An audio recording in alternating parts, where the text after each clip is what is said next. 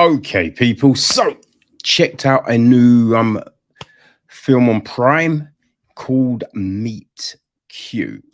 Right. So, this is from director Alex Lehmann and written by Noga Pnueli. Supposedly, right, this film was on the 2018 blacklist, right? That supposed list of unmade films that with scripts that are so great that then studios supposedly vie to buy them, which so many of those films, right, we hear about, oh, it was on the blacklist. And then when they finally get made, it's just like, wait, that was on the blacklist? You know what I mean? You know what I mean? Yeah. Well, yeah, this is produced by Akiva Goldsman, um, Santosh Govadraji, uh, Gregory Lazons, as well as Dan Reardon. It is executive produced by Blair Ward, Caddy Vanscarilli, Jonathan Taylor, Martin Sprock, Galen Smith, Sarah Shack, Dana Sano, Art Robinson, Brian O'Shea, Nat McCormick, Matthew Smith Lines, Monty Lipman, Julie Kroll, Ryan R. Johnson, Ali Jazayiri, David Gendron, Simon Fawcett, Anders Erdine, Mark Dannon, Lauren Case. There's a lot of people. Noga Pnueli also. And then the two stars of the film, Kaley Cuoco and Pete Davidson. That's a lot of fucking people, man. It's a little insane. And Rihanna Satchel line producers. Music is handled by Stephen Lukács. John Matizik handles cinematography. Christopher Donlan edits the film. Amy Renee handles casting. Laura Miller, production design. Mary Kate Golding, set decoration. Michelle J. Lee, costume design. Hair and makeup, Amy Stute. Aaron Saucer, Alison McPherson, and Jennifer Jefferson. Our cast. We've got Kaley Cuoco as Sheila, Pete Davidson as Gary, Kevin Corrigan plays Phil. He's a barman who we repeatedly see. Deborah S. Craig is June. She works at the nail salon, and she is our time machine gatekeeper, as it were.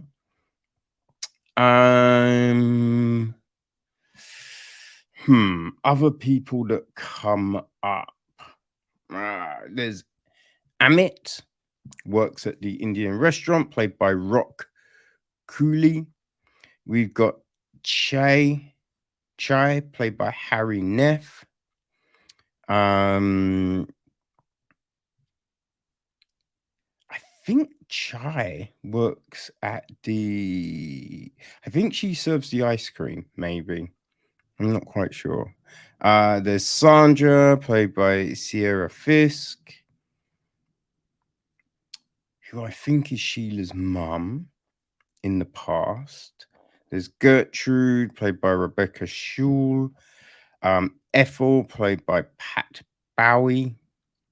Tatiana, played by Josie Serrano, who's, yeah, that's very odd. That's a very odd one. We see younger versions of Gary. The teenage version is played by Andrew Stevens Purdy, and the young one is played by Wesley Holloway. We also see a young version of Sheila, played by Mia Matisk. And yeah, that's about it. Right. So the gist of the flick is when Sheila and Gary meet, it's love at first sight until we realize their magical date wasn't fate at all. Sheila's got a time machine and they've been falling in love over and over again. But when the perfect night is never quite enough, Sheila travels to Gary's past to change him into the perfect man. So, yes, there you go, people. There you go. So, this, whew, it's like there's an idea here, right? There's an idea here, but there's so many things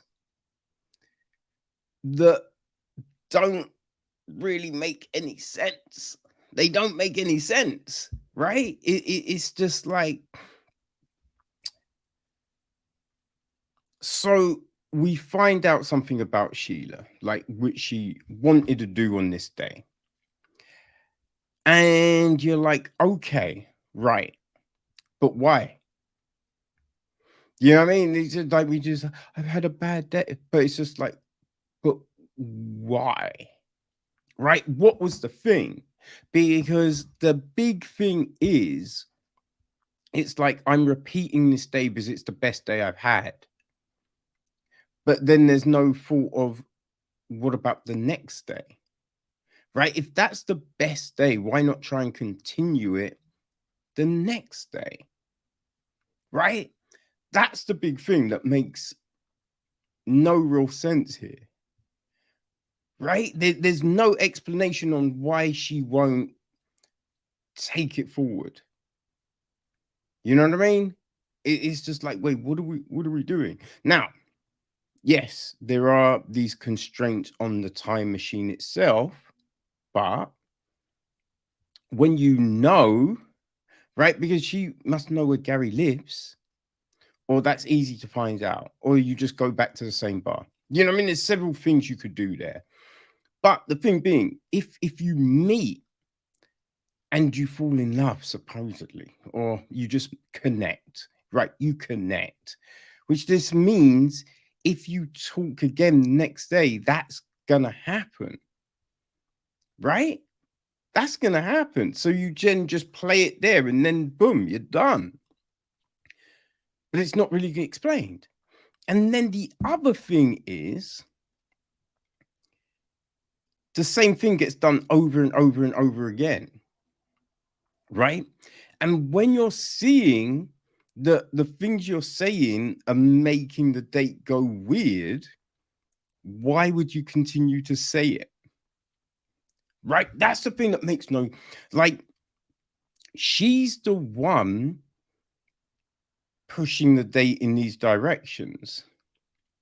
So you think, surely go to a different restaurant, right? Stop saying you're traveling in time, right? Stop saying I was going to do this here. Like, stop saying it, right? It's as fucking simple as that. Because every time you do these things, it's making it weird, which then makes you wonder, right? Here's the big thing. And again, not explained, because she's like, this is the best day of my life, right? So what did she say on that first date? Because if it's the best day, right?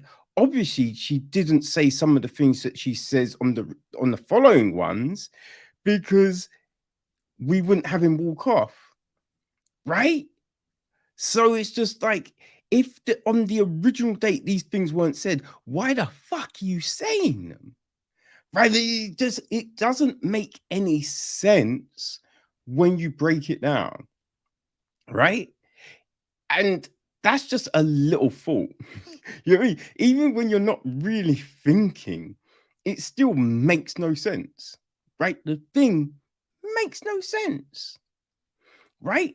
The notion that the notion of the time machine and the fact that June would keep on, like, why would June tell her?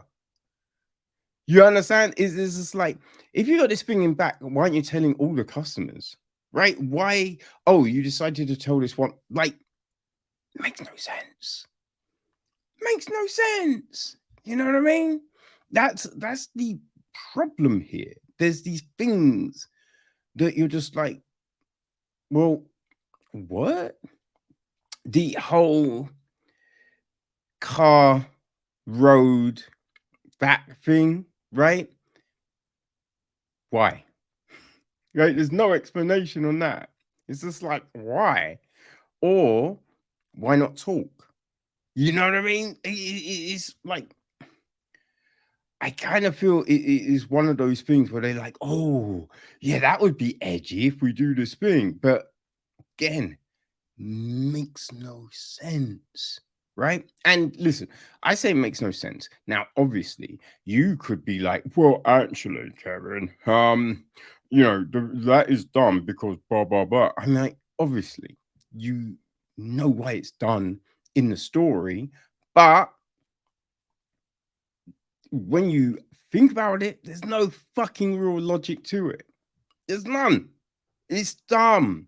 It's stupid. Yeah. And, I will say, right, Pete Davidson can be very annoying in films. I say annoying, like, I just didn't really feel that his acting was that great. But I will say this, I think this is probably the best performance we've seen from him. I definitely feel that. Now, I haven't seen the film that Bill Burr did with him.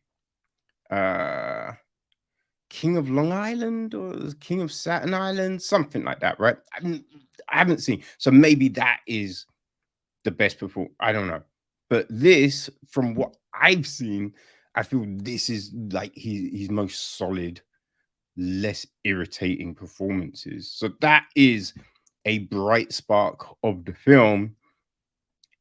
Kaley Cuoco, though, kind of felt very performative, right? You know, when you watch a play, right? You go watch a play and it doesn't really feel like a production, a story that's taking place. It just feels more like they're talking at you, right? Her performance was just like kind of, look at me. Oh, I'm quirky here. Look, I'm quirky here. Oh, I'm being quirky here. That's what it was.